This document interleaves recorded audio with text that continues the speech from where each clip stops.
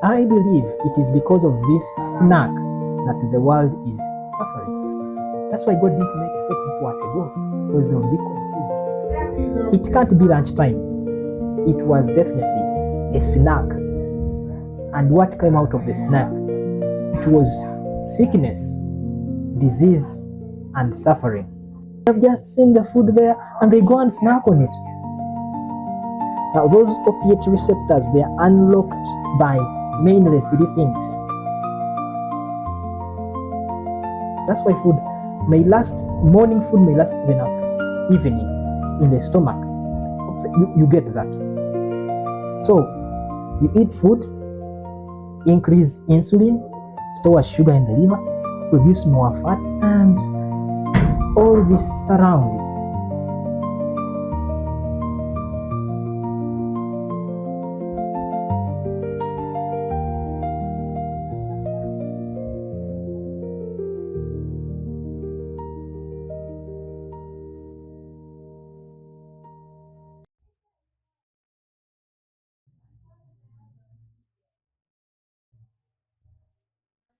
All right, got it. So today we are going to be talking about eating between meals. Eating between Eating between meals. Is it a healthy habit? Is it nice for us to eat between meals? What are the repercussions? If there are blessings, then what are the blessings when we eat between meals? So that's where we are going to dive in today, and we shall be talking about a very important topic. A very important topic. I believe you you will be blessed with this amazing sharing about whether it is good to eat between meals, eating between meals, and is it a healthy habit or not. And today I'm going to be taking you through this PowerPoint. You do well to you do well to follow in through. So in the book of Ecclesiastes, the Bible says, everything there is a season and a time to every purpose under the heaven, a time to kill and a time to heal, a time to break down and a time to build up. Now, let's focus on the time to build up, a time to build up and time to break down. You realize in our feeding, our nutrition, we are either breaking down or we are building up. So there is a time to break down, there is a time to build up, there is time to eat, there is a time probably not to eat. So, having known that, I want you to keep it at the back of your mind. There is a time to build, there is a time to break down. Knowing that, then it means we are ready to move on. Ecclesiastes has given us a really good start, a time for everything, including eating and not eating. This comes from a certain website. They are saying snacks are quick, easy, and instantly give us a pick me up without being as time consuming as preparing a full meal. From college students on campus to adults in offices and workplaces, snacking is almost everywhere. So, this article shows us that it's a daily habit which many engage in that. But why do people take it to that level? Why are people snacking? What causes really this issue of snacking among people? And anyway, does it help us or it has negative impacts with it? So Often, snack foods are salty and sweet treats that provide instant gratification over health habits. In 2021, Statista valued the global savory snacks market at US dollars 95.8 billion. Now you realize even that is way lower than even some pharmaceutical businesses, but it goes up to that. It is easy to grab processed and unhealthy food when looking for a quick fix, but snacking, because of emotion or boredom, can lead to eating excess calories and foods high in sugar and fat. So we are told by that article about the challenges of snacking per se in every time you grab and snack, what you are really causing to yourself. I believe you wouldn't want to be snacking always because of the challenges that are associated with snacking. So, moving on, we see that this is bbc.co.uk. New research into snacking by the British Nutrition Foundation has found that most students, let me get to you such that you can follow it with me. So new research uh, into snacking by British Nutrition Foundation has found that most students, 79%, usually, I don't know if you're seeing that 79%, let me get to you on a bigger screen. 79% uh, usually have at least two snacks on a school day. At least two snacks on a school day. There is not a problem without having snacks if they are healthier options, says Helena. But our research showed that four of the five most popular snack choices were crisps, biscuits, chocolate, and sweets, which are high in fat, free sugars, and or salt, and low in fiber and essential nutrients. And that highlight there says if children are having lots of these kinds of snacks every day and not eating a balanced diet, it may be harder to get the nutrients they need for healthy growth and development, which may lead to health problems in the future like obesity, type 2 diabetes, and heart disease. I think you can see the statistics. I won't talk much about the statistics given to us. So, how have the snacks taken over American life? They have become the rhythms of the day. Almost every day, someone is snacking. Why is it that it has taken over everywhere? Snacking is taken over. Why? How comes we are at that degree of life? Snacking, snacks, snacking, snacks. It's the order of the day. Why? So this is by Ellen Cushing. She says, there was a time, if you can believe it, when a respectable person could not have a little treat whenever she wanted. This time was roughly from the dawn of the Republic to the middle of 1980. The American work-day menu and social clock were oriented around meals, and eating between them was discouraged. Originally, up to before 1890, before 1980, the schedules were around work eating time, from morning to lunchtime, from lunchtime to supper time, kind of like that. But after 1980, it changes. And if you recall history very well, 3 years earlier, uh, 1977, the man by the name Ansel Keys had just concluded his research on heart disease and diabetes. And the sweep was much more than what we think. That would be a story of another day. So the American workday menu and social clock were oriented around the meals, and eating between them was discouraged. If you were a child, snacking gave you cavities and spoiled your appetite. If you were an adult, it was kind of unseemly. Were no elaborate treats after soccer practice or snack. So that is the climate or the situation where we are the 19 in the 1980s. But what happened to cause a paradigm shift in the life of the society back then? So theatlantic.com goes on to tell us some 40 years later, we are not just eating between meals, we are abandoning them entirely.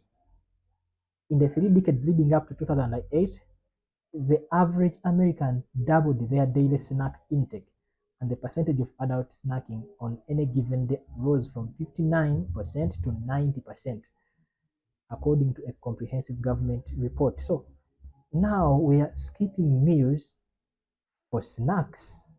Skipping meals for snacks. I believe you can see it there. The statistics tell. So according to a survey released earlier this year by the international snack food conglomerate Mondelez International, in conjunction with the Harris poll, 6 in 10 consumers prefer snacking over traditional meals. Ooh, that is painful. That is painful. That is very painful. If people prefer more snacks than meals of the day, then it means we are tending towards disease, not life. So uh, let me show you this. Look here, look here. While let me, it's a cycle. It's a cycle. Uh, allow me, allow me make it bigger for you. I think it will come out very well when it's bigger, and and and I want to make it bigger for you such that you can enjoy it together with me. Yes, I want you to enjoy it together with me. We enjoy this image. So anyway, going ahead, we see while reducing the enjoyment of food, snacking has caused us mindless eating. You can see that man is eating with a phone in the hand, is doing double work, double service. You can't serve two masters at a go.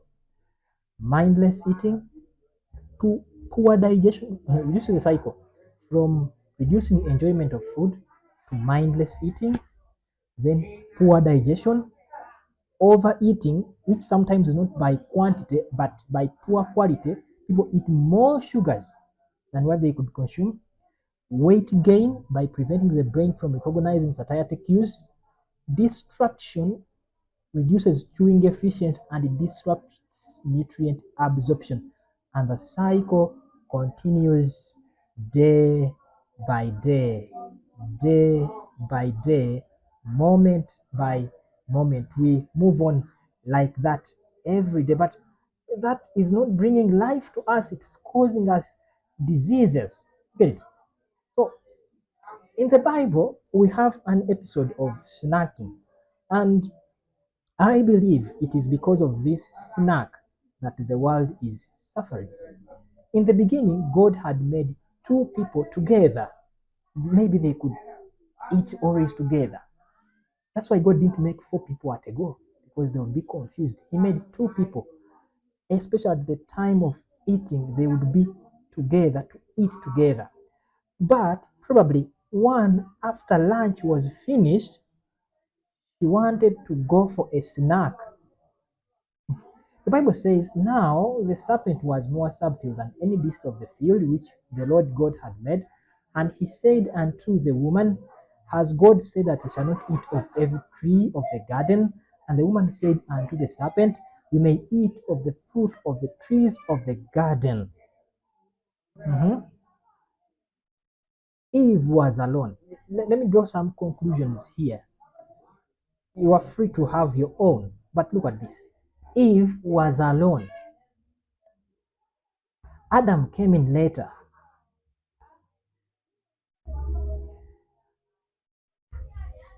There is no recorded conversation between Adam and the serpent.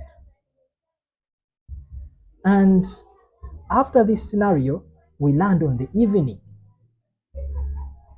I suspect, this is my own conclusions. I suspect it was maybe afternoon, after lunchtime, when this scenario happened. Because shortly after, the Bible tells us God came looking for man in the cool of the day. And Eve had just eaten alone away from her husband. It can't be lunchtime. It was definitely a snack. And what came out of the snack? It was sickness, disease, and suffering. That's what came out of that snack time. So, what do people always snack on anyway? No one has ever snacked on healthful food. Always people snack on not healthful food. What do people snack on? Let's look at that. What do people really snack on? Always chips and crisps, potato chips, corn chips, veggie chips, popcorn, crackers and biscuits, crackers and biscuits. We have popcorn, pretzels, that's American language. Sometimes nuts and seeds, but this is rare. It is very rare. People snack on peanuts and uh, walnuts, cashew nuts, maybe meat and sausage. So those are mainly the snacks that people enjoy. So those are the snacks that people enjoy. But are they healthful?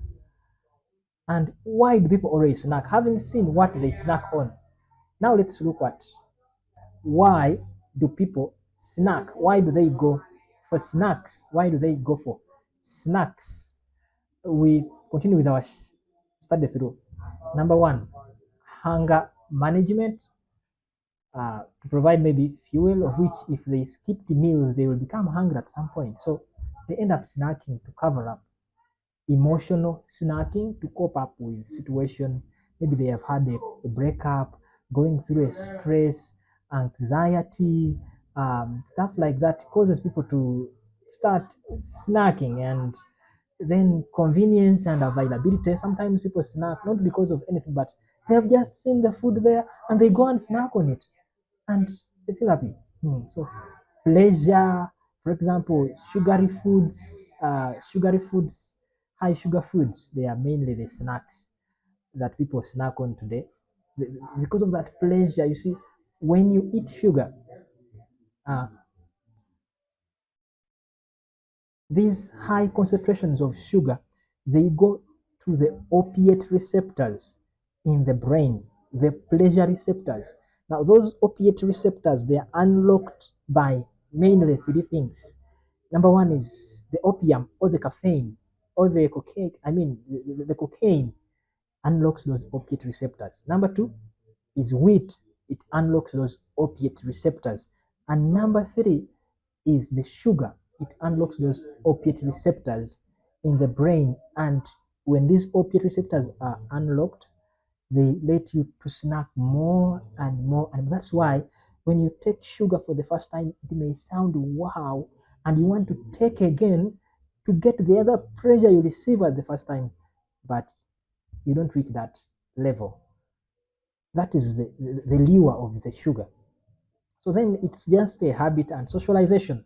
That's why some people always go for snacking, because it's a habit and it's some kind of socialization. So they end up doing snacking. Maybe they're watching TV, Cinemax, they are as group, so they end up snacking. So, but let's see, why do we snack? Why do we snack? Three reasons. Three reasons why people snack, and these are stress. I mean, five reasons: stress, sadness, celebration, boredom, procrastination. To try to prolong a problem. They are bored. Maybe they are celebrating something. They are sad, stress, or stressful conditions. Some of the reasons why people end up snacking. To control yourself during those times is one of the greatest points of victory against temperance that you need to overcome. So, Testimonies to the Church, Volume 2, 373, Paragraph 2. I am astonished to learn that after all the light that has been given in this place, many of you eat between meals. You should never let a morsel pass your lips between your regular meals. You should never let a morsel pass between through your lips between your regular meals. Eat all you can at a certain meal. Give it time till the next meal you eat. William Beaumont, in his experiments with Alexis St. Martin's, he showed that every time you snack and add new food on the nearly completely digested food in the stomach, the pyloric sphincter doesn't open. It doesn't open until this food is broken down. In one of his experiments he was carrying out, he saw that food can last from morning to evening because of that 2 hourly snacking that we do. Because once new food comes in, the pyloric sphincter closes. Before it opens again, you eat again, and before you eat again, it doesn't open until all that food is done. That's why morning food may last even up to evening in the stomach. You get that. So eat what you ought, but eat it at one meal. Eat it at one meal. Eat it at one meal. Then goes on, and then wait until the next. I eat enough to satisfy the wants of nature, but when I get up from the table, my appetite is just as good as when I sat down. So eat all you could at one meal. Don't snack. Don't snack. Avoid this snacking business. So Dr. Joel Furman, in one of his books, I think it is one of his books, he says that the body needs to rest and it needs to be in the fasted state there many times. Urges that most people are Dr. Furman urges that most people are in a constant unhealthy fed state, filled with processed foods, leading to toxicity, and he has a nutritional program that maintains people in a fasted state more than a fed state, because in the fed state the body has many challenges it finds because it continues to build up rather than breaking down toxins and modifying to fight disease. Two states that the body are the fed state and the fasting state. The fed state, it is anabolic, building up. We have protein synthesis, glycogenesis. Glycogen is stored in the liver, in the muscles. Lipids are formed de novo lipogenesis. Lipids are obtained from mainly glucose. Then the fasting state or the fasted state, we have autophagy, breakdown of tissue, old tissue, diseased tissue, glycogenolysis, and lipolysis, or breakdown of fats for energy. Glycogenolysis, glycogen comes out of its stores in the muscles and the livers, then it is used by the body. So you would want your body to be maintained in the fasted state most times. That's why actually people have developed what we call intermittent kind of fasting, where they eat within a period of 8 hours and fast for the next 16 hours for the body to be regenerated, for the body to fight disease. So, renowned physician of the 20th century, John Harvey Kellogg, he says he believed in giving the stomach time to rest. Giving the stomach time to rest. Promoting a very disciplined routine to manage health and prevent diseases. Now, old physicians, They knew that most of the diseases begin with the gut, and they did as much as they could to teach the people to maintain proper gut habits. And one of it was to avoid snacking. Many times, snacking, it causes disease. So, Dr. Jason Fung, in his book, The Diabetic Code, he outlines why snacking is dangerous because it keeps on stimulating the pancreas to release insulin at those times when we are eating, because the body has to prepare for the new sugars that are being formed. Dr. Jason Fung has a very wonderful program about diabetes and how to fight diabetes naturally. And I believe it's the best because it makes the body to fight and to use its own strength to heal from diseases like diabetes. Yeah. So you eat food, increase insulin, store sugar in the liver, produce more fat, and all this surrounding. So eating food increases insulin saturation in the blood. Then when insulin increases, more sugars are stored in the liver, in the muscles, uh, more production of fat by the liver. That's what is stored as belly fat. One of them, belly fat, because fat is deposited in the fat cells of the body. So this is says constant snacking can quietly hurt metabolic flexibility by keeping insulin elevated, suppressing fat burning, and driving cravings and blood sugar swings, with midlife hormonal shifts making this more pronounced.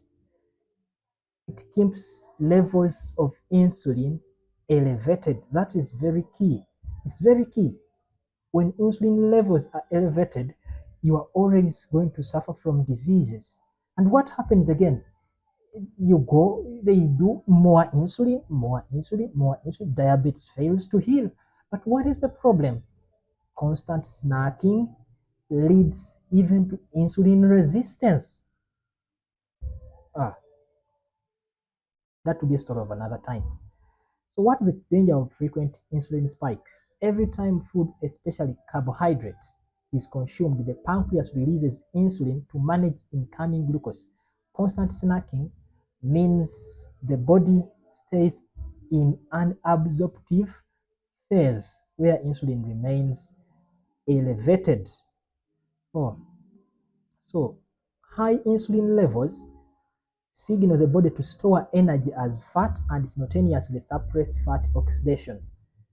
Without breaks between meals, the body loses its metabolic flexibility or its ability to switch from burning glucose to burning stored fat. Then it risks also insulin resistance, because the more the pancreas is made active, the more it, it produces insulin, and the more the cells will not be able to pack more glucose inside, they close up against insulin. Disease is the result. And it pains because of insulin resistance. Somebody gets type 2 diabetes and they go again to inject insulin again and again and again. Disease and disease and disease. So these are some of the conditions that come because of insulin resistance. Polycystic ovarian disease or PCOS, inflammation of the liver, even leading to non-alcoholic fatty liver disease. You have blockage of arteries, atherosclerosis, heartburn, low HDL, cirrhosis, constipation, hypertension, cardiomyopathy, elevated blood sugar, elevated triglycerides, increase in intra-abdominal fat. All these, you realize, they are caused by insulin resistance. Now, number one there, PCOS. PCOS. PCOS, we shall have a devoted time for PCOS, and you will be surprised that it's actually, you can overcome it even without drugs. Just manage your metabolic activity and you will straight away get on it, done with PCOS. That will be another day. So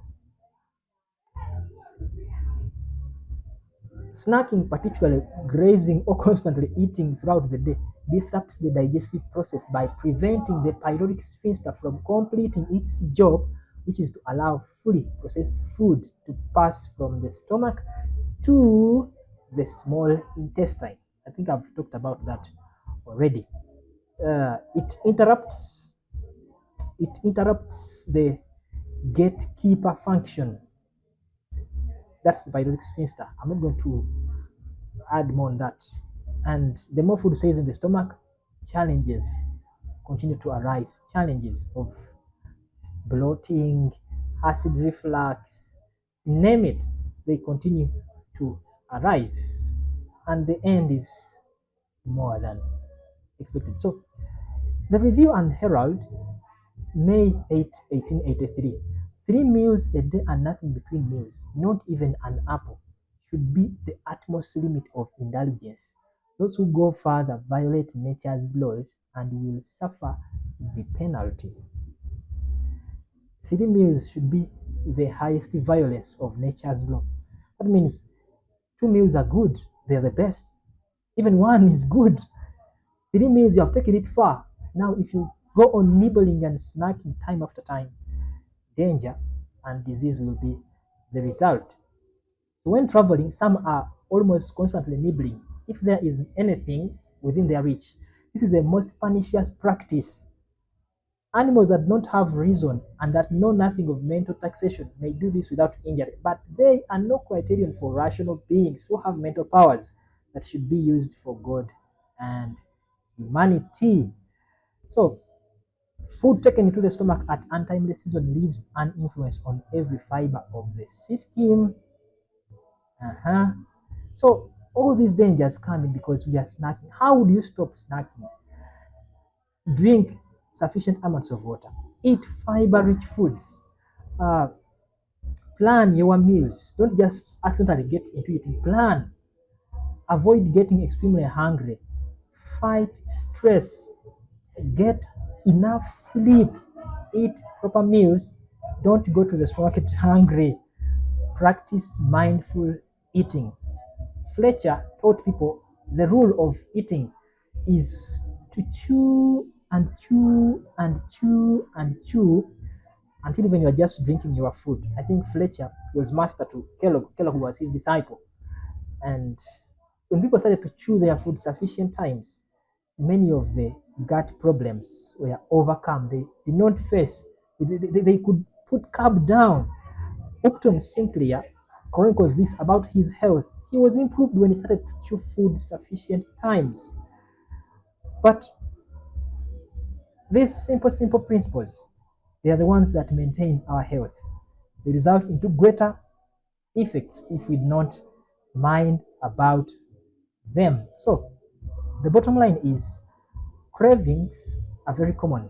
In fact, more than 50% of people experience cravings on a regular basis. This comes from National Institute of Health, America. That's where it comes from. But they play a major role in weight gain and binge eating. Being aware of your cravings and their triggers makes them much easier to avoid. It also makes it a lot easier to eat healthy and lose weight. These tips you can follow. If you feel like I'm always tending towards eating, I'm always tending towards snacking, what you do, keep a bottle of water around yourself. There's no crime in snacking on water. You snack on water. Every time you feel like you want to eat out of eating time, snack on water. Take a bottle of water. Let it be around you. You eat that. You eat the water. Take it always, and you'll avoid snacking. The habits will be broken, and you'll curb down your insulin levels. Many diseases can be fought if we accept to mind about our eating habits. So you ask me, is it good for us to be snacking? My answer will be absolutely no. Eating between meals, is it a healthy habit? Definitely, it is not a health habit, and you need to overcome it. You need to overcome. You need to overcome snacking. But the Lord has a promise for us. We will overcome if we cling on Him. He can give us the strength we need to overcome all these issues that tend to be unwinnable. My point is, if we manage our habits, our health will be improved. We will become healthier and healthier. Thomas Edison wrote and said, the doctor of the future will not treat the human body with drugs and medicines, but by food he will treat the body. And one way is to manage our eating ways. We will fight and overcome disease. I sign out today. May God bless you as you think upon managing your health habits. Praise be to God always.